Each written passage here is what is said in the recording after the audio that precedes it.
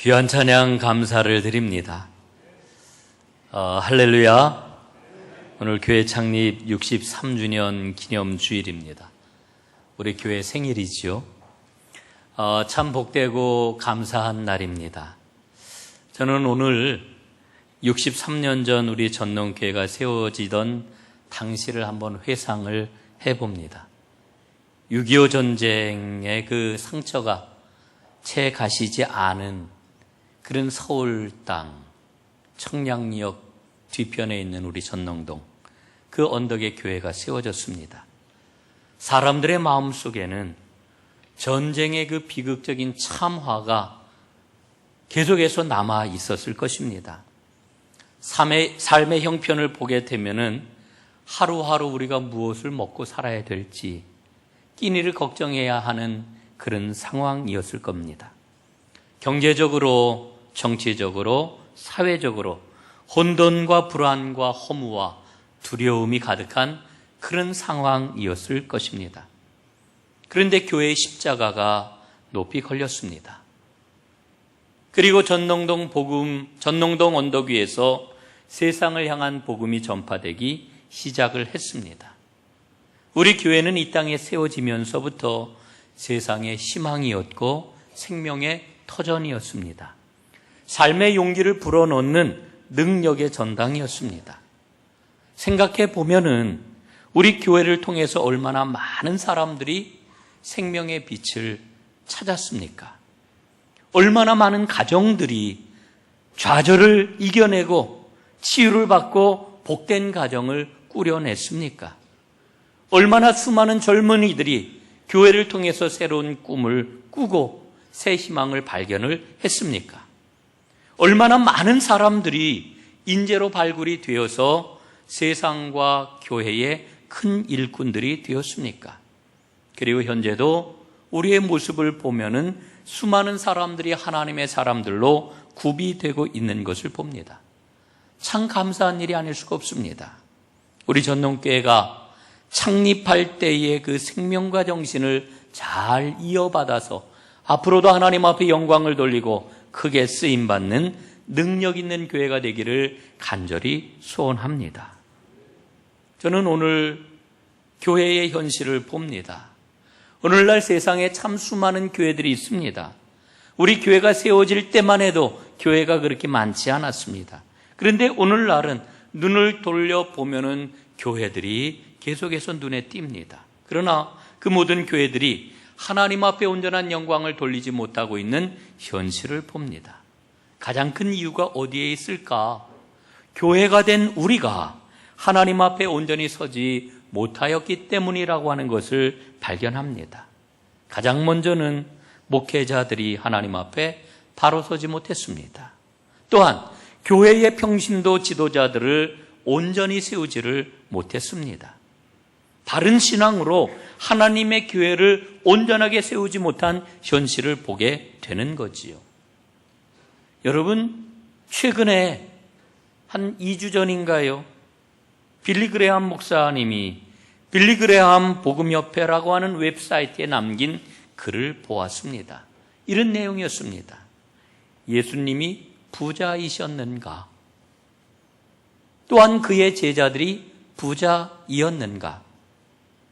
예수님 당시에 돈에 관심을 가졌던 사람은 오직 한 사람, 가롯 유다뿐이었다. 그는 탐욕과 불신앙으로 예수님을 은 30냥에 팔아버렸다.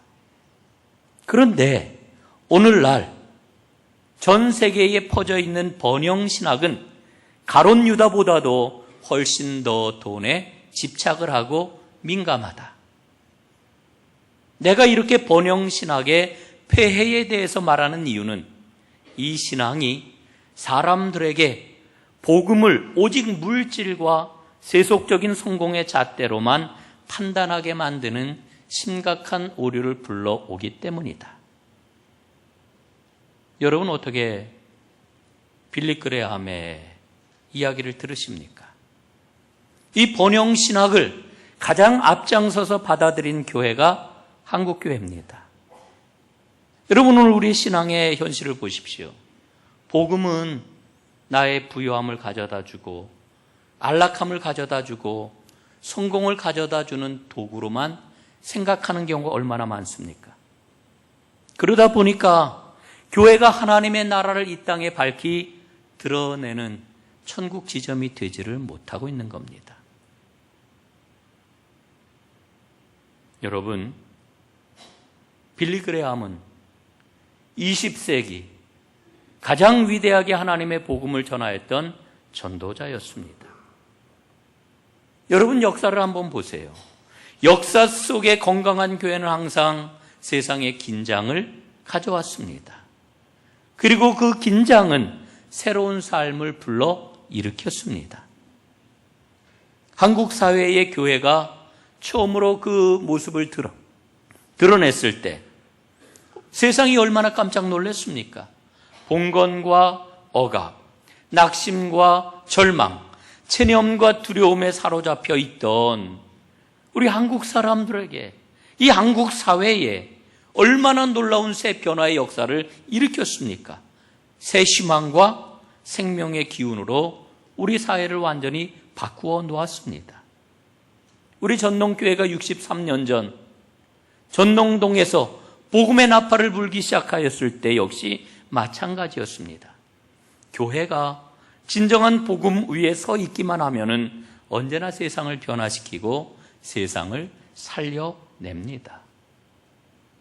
여러분, 교회는 항상 세상 속에 존재해야 합니다. 그래서 세상 속에 존재하는 교회, 세상과 함께하는 교회, 세상을 위하는 교회, 이게 바로 살아있는 교회의 모습입니다. 오늘 설교 제목이 세 개의 형용사가 있는 교회, 저는 이렇게 잡았습니다. 이 세 개의 형용사가 무엇입니까? 세상 속에 있는 교회, 세상과 함께하는 교회, 세상을 위해 존재하는 교회, 이게 오늘 제가 말하고자 하는 세 가지의 핵심 키워드입니다. 여러분, 교회는 세상과 관계를 갖지 않으면 이 땅에 존재할 필요가 없는 것입니다. 교회 자체만을 위한 교회는 우리 주님께서 세우신 교회가 아니라고 하는 거지요. 여러분, 그렇다라고 하면은 세상 속에 있는 교회, 세상과 함께하는 교회, 세상을 위해 존재하는 교회가 어떻게 가능할까요? 오늘 본문은 그것을 우리에게 분명하게 일러주고 있습니다. 여러분, 오늘 본문 에스겔서 47장은 생명의 생수에 관한 말씀이지요. 에스겔에게 보여주신 환상의 말씀입니다. 이스라엘 백성들이 바벨론 포로로 끌려갔습니다. 앞이 보이질 않습니다. 깜깜절벽입니다. 그런데 이런 이스라엘 백성에게 우리 하나님께서 주시는 생명의 회복이 있을 것이다 라고 하는 것을 지금 말씀을 합니다. 여러분, 성전을 통해서 하나님께서는 온 세상을 살리실 것이다 라고 하는 것을 지금 일러주고 있습니다. 오늘도 마찬가지입니다. 하나님께서는 교회를 통하여 온 세상을 살리겠노라고 말씀을 하십니다. 이게 하나님의 섭리이고 하나님의 뜻입니다. 여러분, 오늘 저는 본문을 읽으면서 하나님의 꿈을 아주 분명하게 발견합니다. 오늘 저는 본문 말씀 가운데 세 가지를 주목을 하려고 합니다. 첫 번째로는 생수의 근원이 무엇이냐라고 하는 겁니다. 여러분, 오늘 1절에는 이렇게 기록이 되어 있지요. 그가 나를 데리고 성전문에 이르시니 성전의 앞면이 동쪽을 향하였는데 그 문지방 밑에서 물이 나와 동으로 흐르다가 성전 오른편 제단 남쪽으로 흘러내리더라, 이렇게 말씀을 합니다. 여러분, 예루살렘 성전에서부터 생수의 강이 시작이 되었다, 이렇게 일러주고 있습니다. 그리고 이 성전 주변을 그 생수가 가득 채우고 바다에 이르면서 모든 사막에까지 생명이 가득 차게 된다라고 하는 것을 일러줍니다. 여러분, 이 생수가 흘러나오는 성전은 과연 무엇을 말하는 것일까요? 성전. 여러분, 지상의 성전은 더 이상 존재하지 않습니다. 이 땅에 어디에도 지금 성전은 있지를 않습니다. 그렇다면 오늘 성경에서 일러주고 있는 이 성전은 뭐냐라고 하는 질문을 우리가 던지게 되는 거지요. 여러분, 예수님께서는 거기에 대해서 이런 답을 주십니다. 요한복음 7장 38절입니다. 나를 믿는 자는 성경의 이름과 같이 그 배에서 생수의 강이 흘러나리라, 이렇게 말씀을 합니다. 여러분, 예수 그리스도에게서부터 생수가 흘러나온다는 거예요.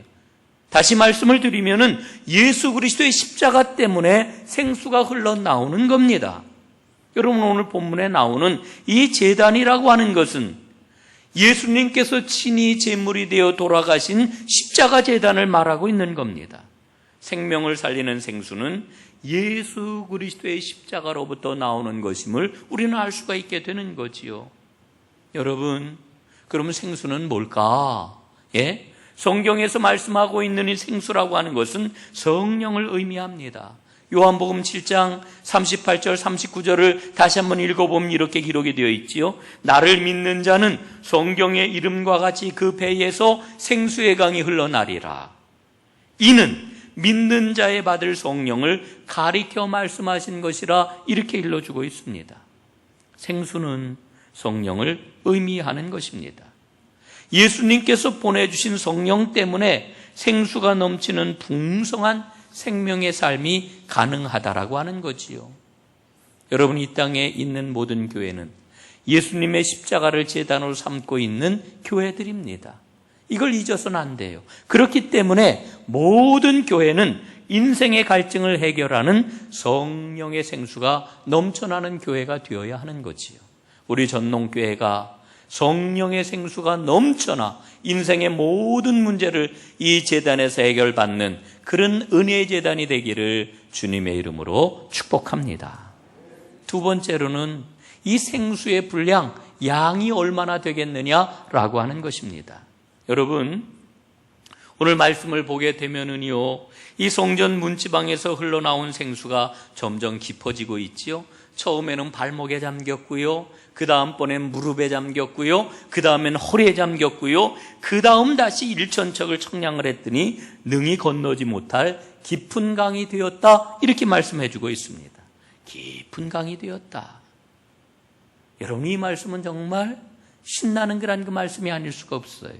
왜냐하면은요, 하나님께서 교회를 통해서 우리에게 주시는 이 성령의 생수라고 하는 것은 찔끔찔끔, 간신히 우리의 입만을 적실 그러한 그 아주 쬐끔한 그러한 그 분량이 아니라, 여러분, 풍성하게 우리에게 부어주셔가지고 차고도 넘치는, 능히 사람이 건너가지 못할 정도의 엄청난 양의 그러한 그 은혜의 선물을 우리에게 주신다라고 하는 겁니다. 여러분, 우리는 하나님의 은혜로 예수님을 영접했어요. 그래서 구원받은 자가 되었어요. 그래서 우리 안에는 누가 계셔요? 성령님이 계셔요.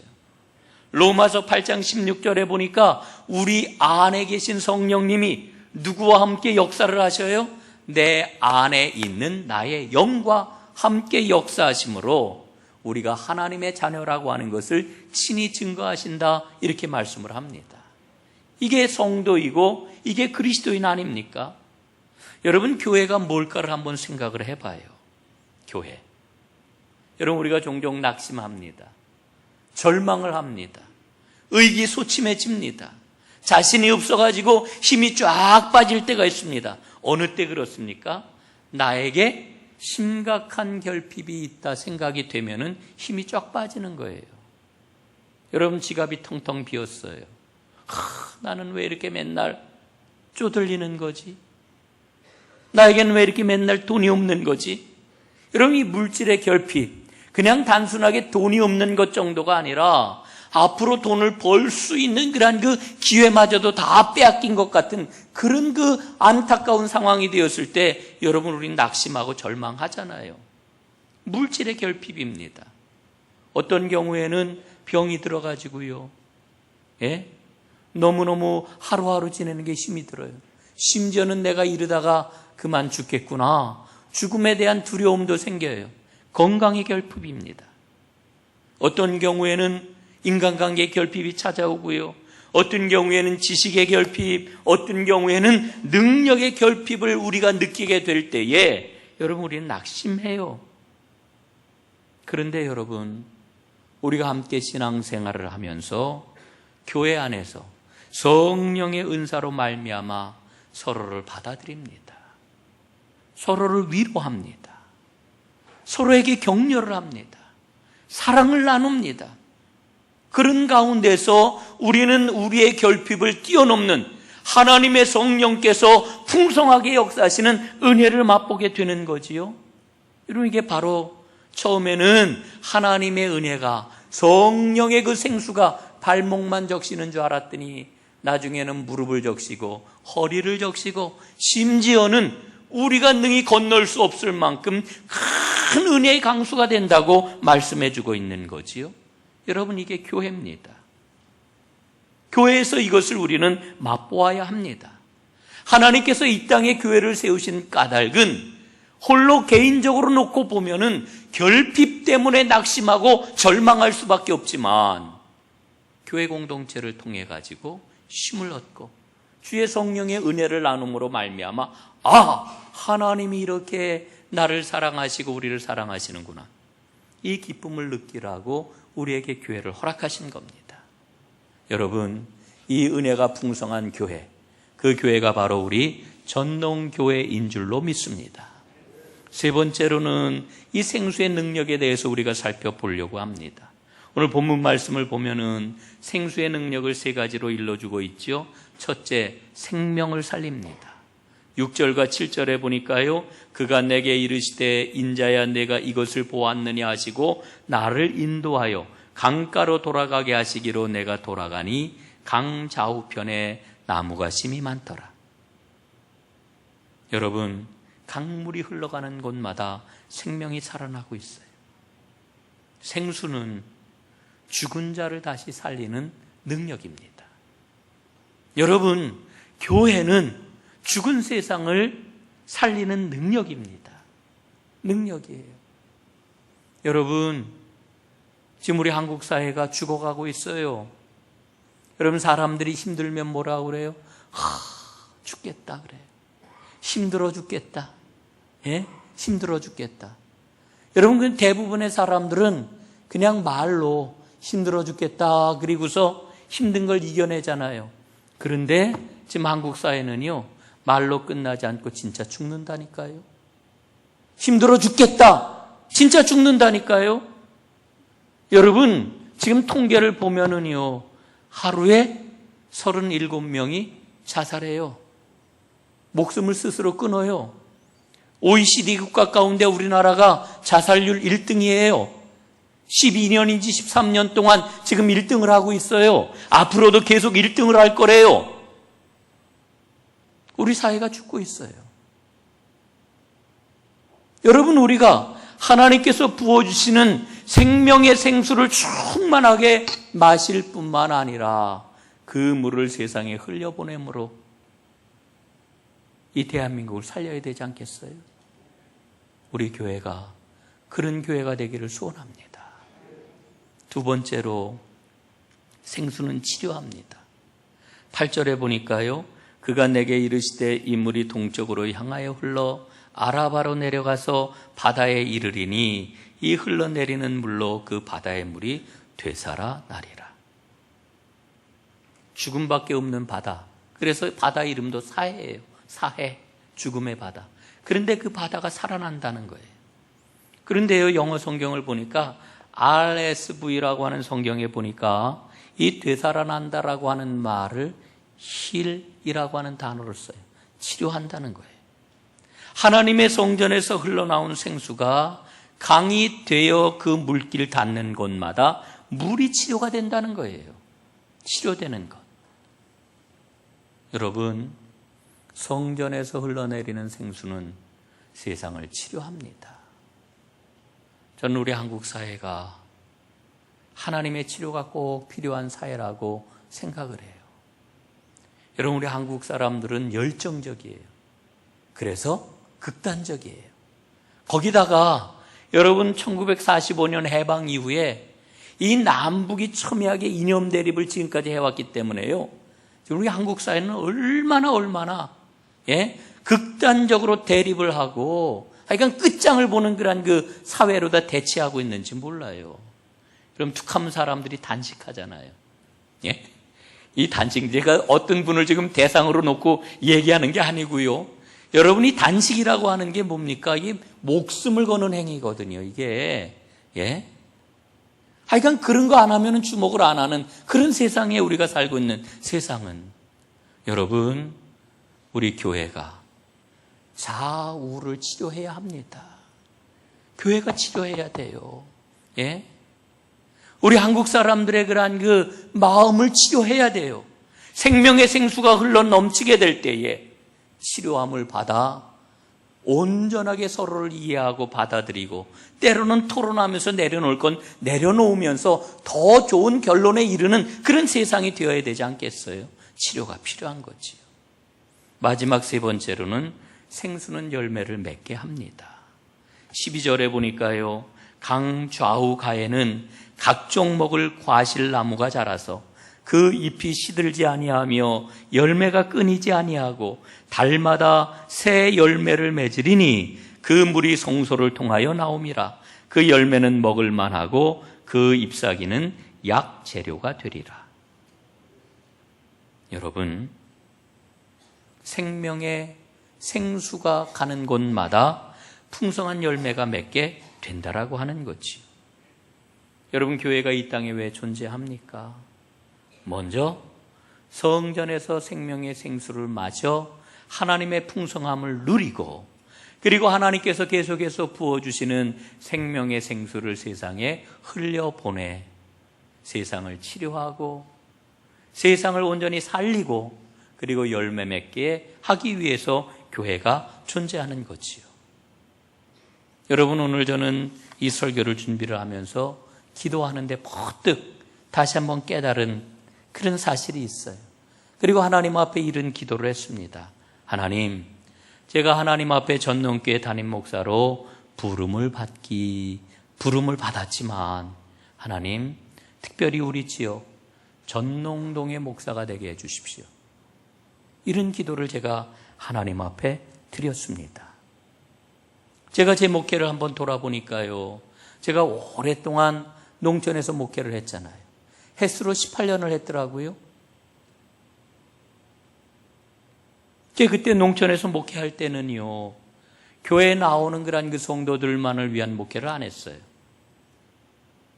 우리 교회가 있는 그 지역에 있는 모든 사람들, 애경사가 있으면 찾아가고, 아프면 찾아가서 기도해주고, 아이들에게 문제가 있으면 상담해주고, 또 연결을 시켜주고, 뭐 이런 그 일들을 계속해서 해왔는데, 제가 이제 전농교회 2006년도에 부임을 하고 나서 보니까 농촌하고는 상황이 다르잖아요.